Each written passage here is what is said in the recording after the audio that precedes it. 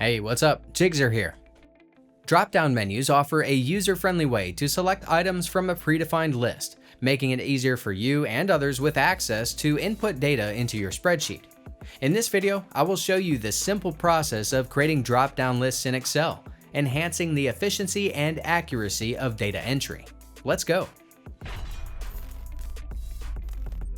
To create a drop-down list in Excel, start by defining the options you want to include. For convenience, list these options in a separate sheet within your workbook. Enter each item on a new row to create multiple options.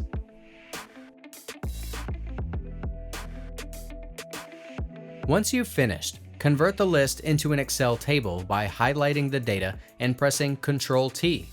This will ensure that any drop-down list created from this table automatically update when you add or remove items. You can add as many options as needed by simply entering new items below the existing list. Next, assign a unique label to the data range. Select the cells containing the options and enter a label in the name box, located in the upper left corner. This label will make it easier to reference the data range when creating the drop-down list. After creating your list of options, go to the sheet where you want to add the drop-down list. Select the cells where the drop-down should appear. Then go to the Data tab and click Data Validation.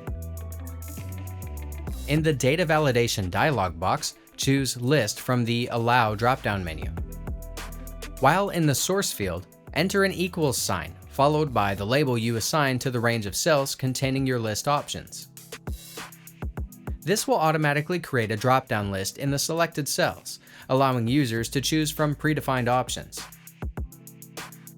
When exporting an Excel spreadsheet to PDF, it's important to note that only the selected fields for each cell are visible, and they are not fillable by default. If you need to create a fillable PDF, I recommend watching a separate tutorial that explains the step-by-step process. You can find the link to this tutorial in the top right corner or in the description box below. That's it. If I could help you, feel free to give this video a thumbs up and don't forget to subscribe. Leave a comment down below if you have any questions. See you next time. Bye.